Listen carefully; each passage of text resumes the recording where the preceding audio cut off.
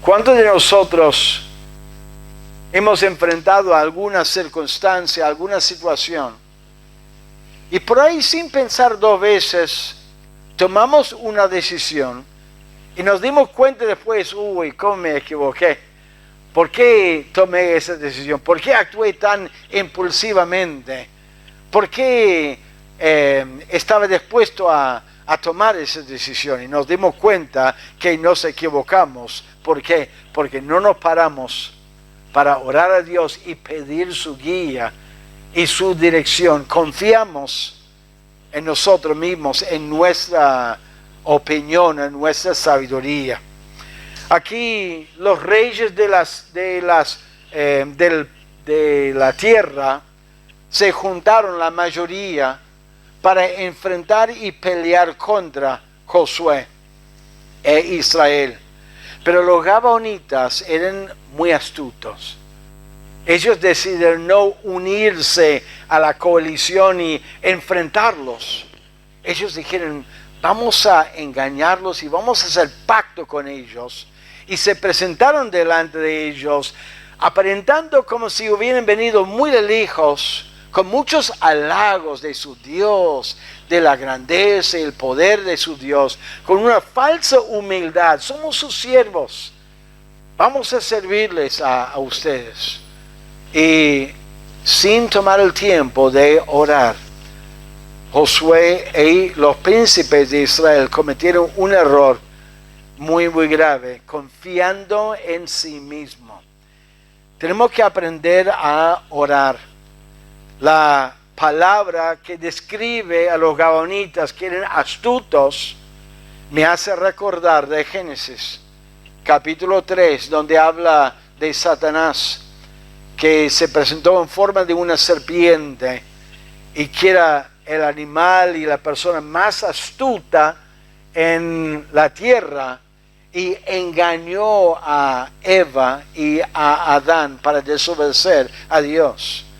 Nosotros tenemos un enemigo espiritual que gusta en engañarnos a nosotros y buscar envolvernos en algún compromiso o en alguna situación que frustra la posibilidad de servir a Dios, de amar a Dios, de adorar a Dios y servirle a nuestro Dios. Por eso, hermanos, tenemos que aprender a pararnos y orar, confiando en Dios, pidiendo su dirección, pidiendo su sabiduría. Y aquí vemos 3 razones por las cuales debemos orar, no dejar de orar. En primer lugar, el engaño del enemigo. En primer lugar, ¿por qué tenemos que orar? Porque el enemigo es mucho más astuto que nosotros, mucho más sabio, y él estudia la humanidad y él entiende la humanidad y él sabe nuestros puntos de debilidad y él va a aprovechar y acercarnos a nosotros. Es interesante, en versículo 1 dice, cuando oyeron estas cosas, todos los reyes que estaban a este lado del Jordán, ¿qué escucharon? ¿Qué cosas escucharon? La victoria de Israel cuando entraron a la tierra prometida, cómo venció a Jericó, cómo venció a Ai, el pueblo que estaba en la tierra prometida. Cuando ellos escucharon del poder de la victoria y como ellos destruyeron a esos enemigos fuertes, empezaron a atacar, se levantaron en contra, a unirse. Y los gabaonitas también, ellos pensando en otra estrategia. El enemigo ve nuestra vida, y cuando nosotros empezamos a progresar, cuando empezamos a tomar decisiones firmes en nuestra vida, empezamos a servir a Dios y tomarlo en serio, ahí es cuando Él se levanta contra nosotros para atacarnos. Primera Pedro dice que Él anda como un león rugiente buscando a quien devorar, buscando alguien para atacar. alguien en ese momento que se manifiesta como débil o se manifiesta como un blanco de sus ataques. En Mateo explica que el Señor Jesucristo fue bautizado y al salir de esas aguas fue llevado por el Espíritu al desierto para ser tentado por el enemigo. Yo les aseguro, hermanos, cuando ustedes empiecen a ponerse firmes en las cosas de Dios, cuando empiecen a leer su Biblia todos los días, cuando empezás a venir a los cultos y tratar de servir al Señor y crecer y ponerse a orar, el enemigo nota ese progreso, nota esas decisiones y él va a atacar, él va a intentar frustrar ese esfuerzo tuyo de obedecer a Dios, de buscar a Dios y servir a Dios. El momento de su engaño es cuando empezamos a servir a Dios, cuando empezamos a crecer en nuestra vida espiritual, cuando tomamos decisiones firmes. Ese es el momento. Ahí, cuando Israel empezó a progresar, ahí cayó el enemigo y atacó. Ahora vemos su estrategia. El enemigo tiene su estrategia. Cualquier enemigo que quiere vencer a otro busca alguna estrategia. En los deportes muchas veces estudian los videos de otros partidos para estudiar cómo juegan, para poder buscar puntos de debilidad y atacar por esos puntos de debilidades. El enemigo nos estudia a nosotros y él es muy astuto. Él ve nuestra vida y él observa nuestras debilidades y nos ataca. Ellos prepararon su estrategia. Era una estrategia para engañar. El enemigo tiene una buena y amplia estrategia para atacar al ser humano. Por ahí él ataca a través de ciertos vicios o cierta desobediencia y rebeldía directo.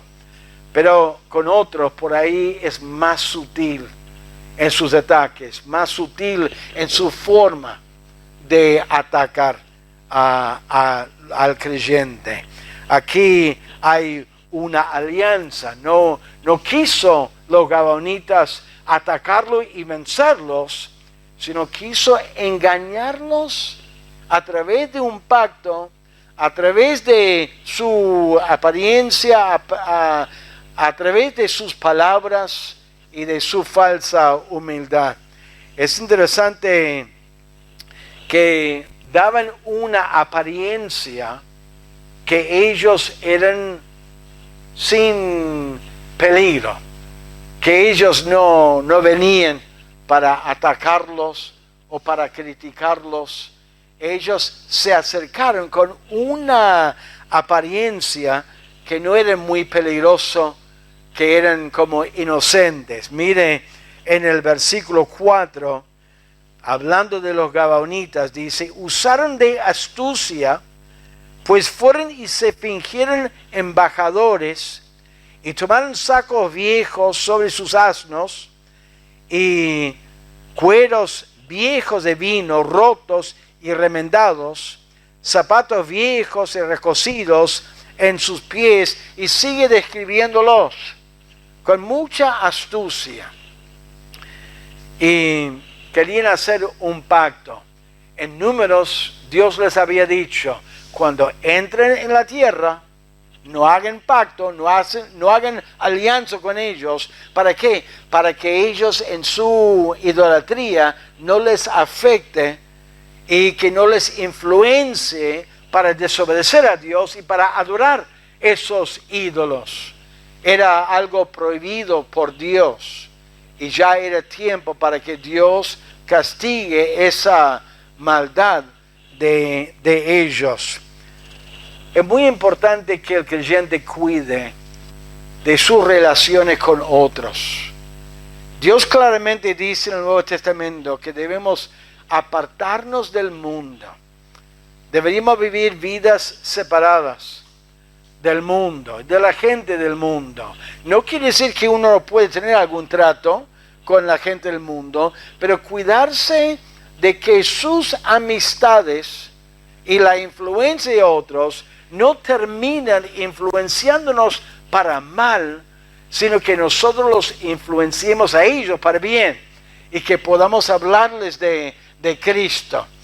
Y aún dentro de la iglesia, a veces en la iglesia hay hermanos que no toman muy en serio la palabra de Dios, que no son muy entregados a Dios y que tratan de vivir una vida doble.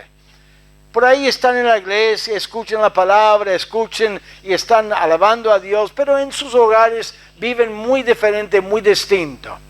Su vocabulario, su forma de hablar, su forma de actuar, las cosas que escuchan, la gente con la cual viven. El enemigo puede usarlos a ellos, aún en la vida de un creyente que quiere servir al Señor, para influenciarles para mal. Tenemos que tener mucho cuidado que nuestras amistades íntimas, fuertes, amistades con las cuales pasamos mucho tiempo, que sean amistades cristianos que nos animan, que nos ayudan, y que no sean cristianos llenos de crítica, de menosprecio, de rencor, que influyen para mal, y que pareciera que es inocente, pareciera que no es algo muy peligroso, que al final termina corrompiendo el corazón y afectando el corazón del creyente. Debemos tener mucho cuidado. El enemigo es muy astuto y él puede influenciarnos a través de los incrédulos y aún a través de los creyentes que realmente no aman al Señor. A veces me da pena por los jóvenes. Yo sé que los jóvenes están mirando al futuro, se quieren casar, se quieren formar su propia pareja, su propia familia, y a veces están en su trabajo o están en la escuela y empiezan a formar una amistad con una persona que realmente no conoce a Dios. Por ahí no es una persona muy mala en sí, tomando drogas y robando y haciendo cosas que no debería hacer, pero por ahí no es una persona que realmente ama al Señor. Y sus padres le advierten: hijo, hija, cuidado con fulano y tal. Y se termina enamorándose con ese joven, con esa jovencita, y terminan tomando decisiones donde terminan casándose con esa persona, y en vez de acompañarlo, en vez de animarlo en las cosas de Dios, terminan sacándoles de la iglesia o llevándoles a una iglesia que no es de sana doctrina, que no ayuda al creyente a crecer y a afirmarse en las cosas de Dios. El enemigo es muy sutil, por eso hay que orar. El enemigo es muy sutil, el engaño del enemigo, la estrategia de la apariencia que aparenta no ser muy peligroso,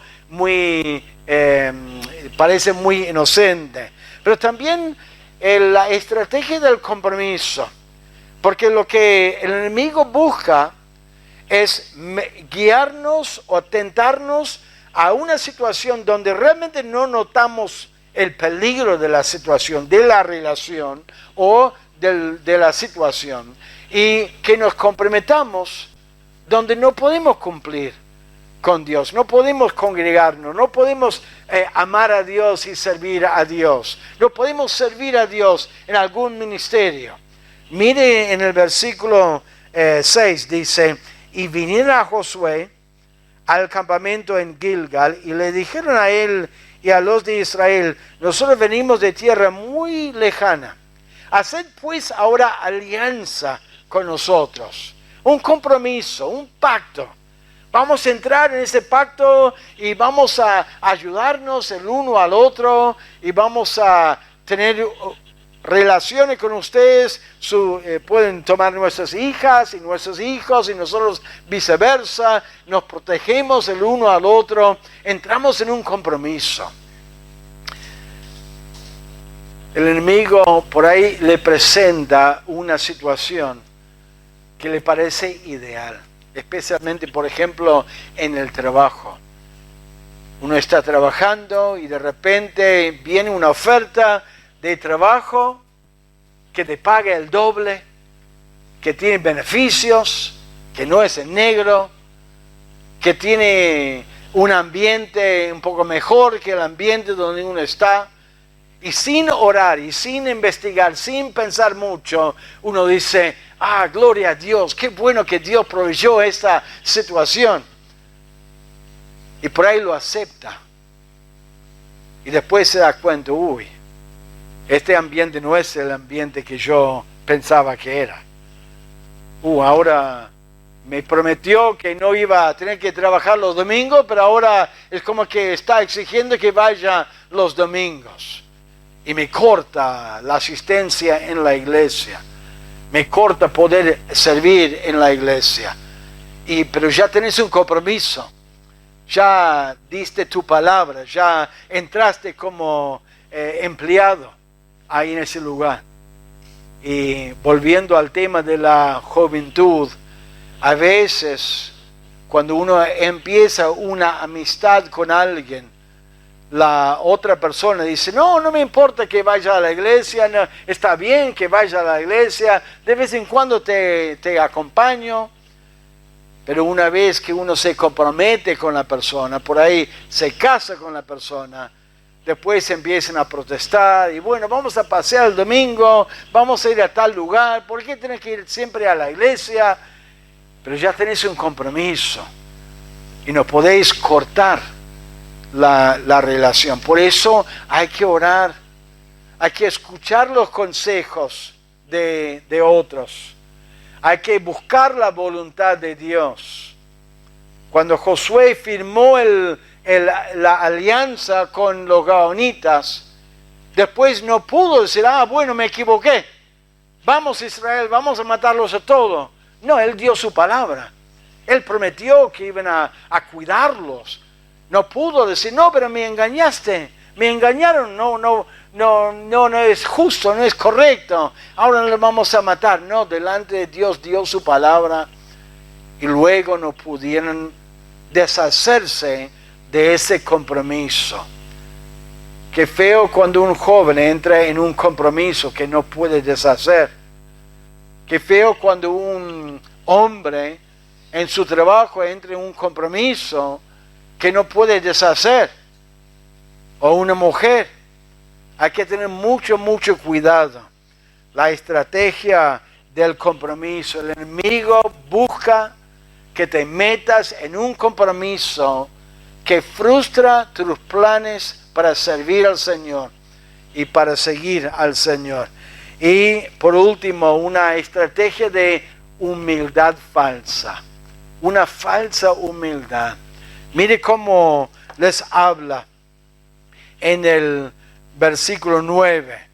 Ellos respondieron, tus siervos han venido de tierra muy lejana por causa del nombre de Jehová tu Dios, porque hemos oído su fama y todo lo que hizo en Egipto y todo lo que hizo a los dos reyes de los amorreos que estaban al otro lado del Jordán, a Sehón, rey de Hesbón, y a Og, rey de Basán, que estaba en Astarot.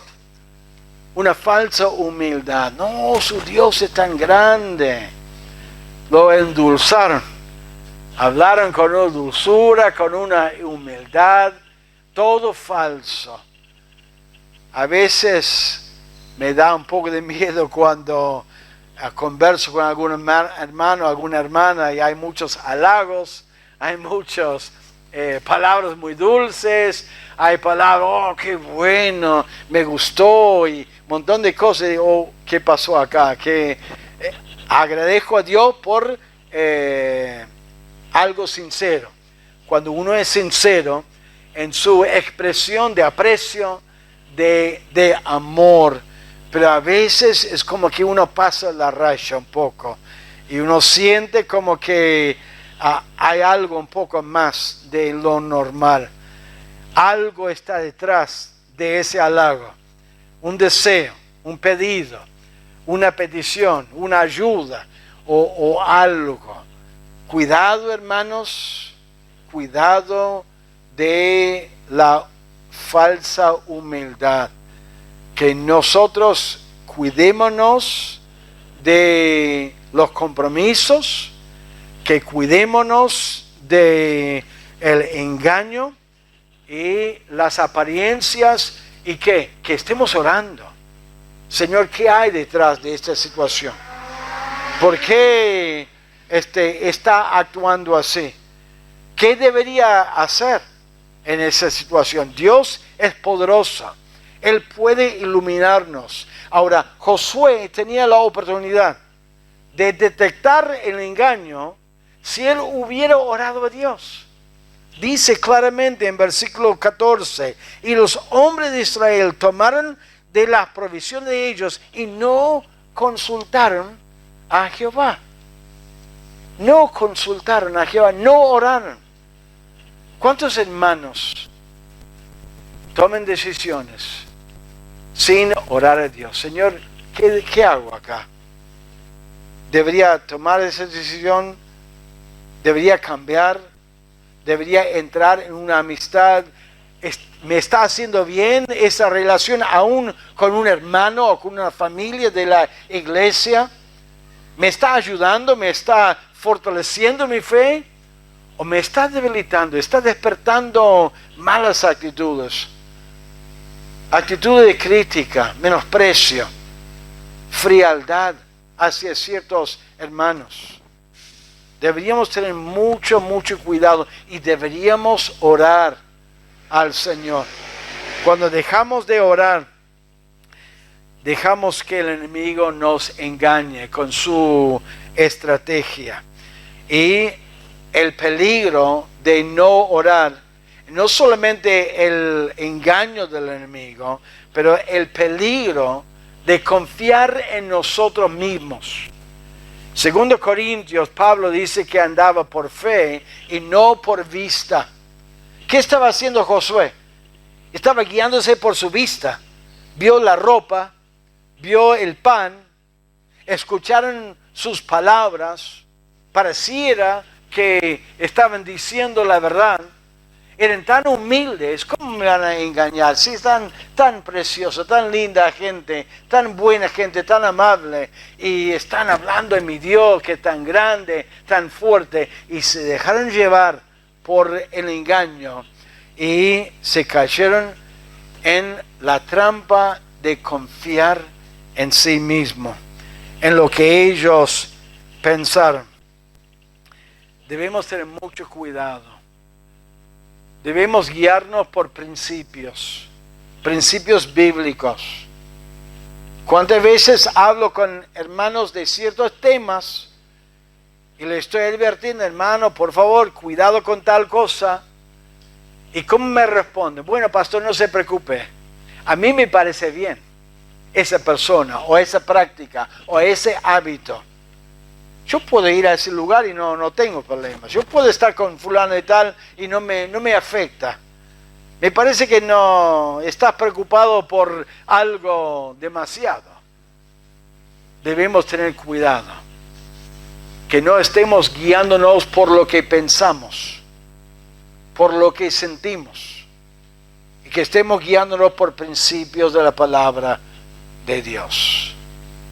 Prácticas, hábitos, aún amistades. Ellos confiaban en lo que sentían.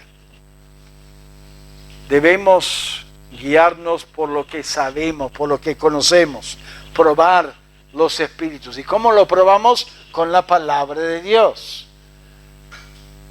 Hace poco hablé con un hermano, me decía, bueno, fui a su iglesia y no sentía el espíritu, no sentía el fuego del espíritu.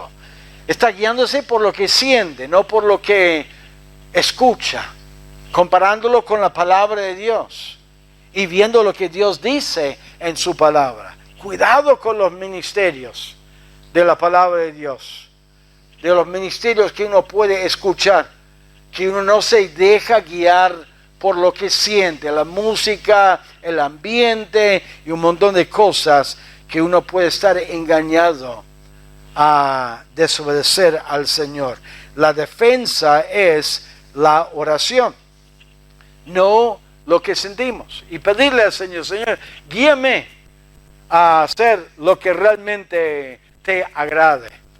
Y lo que está delante de ti, Señor, que obedezca a ti. Yo quiero obedecerte. El peligro de confiar en sí mismo. Y por último, el resultado cuando nos equivocamos. Por eso tenemos que orar.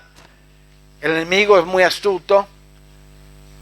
No debemos confiar en nosotros mismos.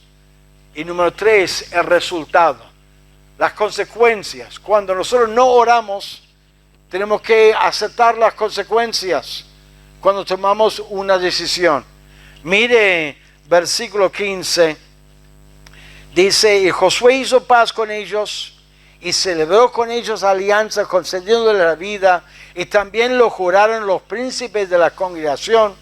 Pasados 3 días, después que hicieron alianza con ellos, oyeron que eran sus vecinos y que habitaban en medio de ellos, y salieron los hijos de Israel, y al tercer día llegaron a las ciudades de ellos, y sus ciudades eran Gabaón, Cafira, Berot y Kiriat Jearim.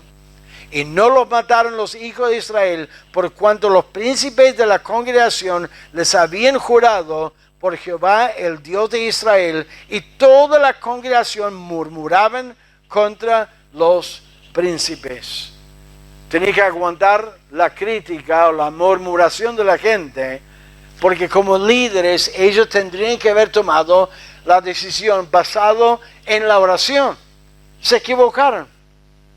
Cuando un esposo, un hombre de casa no toma buenas decisiones porque no está orando, después tiene que soportar las consecuencias de sus decisiones en su casa, igual que la mujer. Los chicos, a veces me da tanta pena que no quieren escuchar el consejo de los padres, toman decisiones equivocadas y después tienen que soportar las consecuencias de sus decisiones. Gracias a Dios, Dios en su misericordia muchas veces puede revertir esas circunstancias porque Él está en control, pero no significa que uno no sufre por las decisiones que tomó, por no orar al Señor y por no buscar un buen consejo. Israel reaccionó con enojo. Estaban enojados con los líderes y después los líderes no podían arreglar el asunto matándolos por su engaño porque dieron su palabra. Prometieron a ellos que los iban a proteger. Descuidaron su obediencia a Dios en orar a Dios y buscar a Dios. Aún no aprendieron de sus errores porque ahí también fueron derrotados. ¿Por qué? Porque no buscaron a Dios. Y Dios les enseñó que tendrían que obedecer a Dios y buscar su guía. Igual ellos no aprendieron de sus errores. Y Dios les permitió entrar en un pacto con esos gabonitas, sin decir, pare, sin levantar un profeta. No, Josué, no hagas lo que estás planeando hacer. No dio una palabra, no advirtió Josué ahí la noche anterior en algún sueño o algo. Lo permitió que él hiciera el pacto, viendo el engaño de los gaonitas. Dios permite a veces que nosotros le desobedezcamos a Él para enseñarnos a confiar más en Él y enseñarnos a orar a Dios. Hermanos, aprendamos del ejemplo de Josué, de la importancia de orar a Dios. Tenemos que orar porque el enemigo es muy astuto. Tenemos que orar para no confiar en nosotros mismos. Y tenemos que orar porque siempre hay consecuencias para las decisiones que tomamos.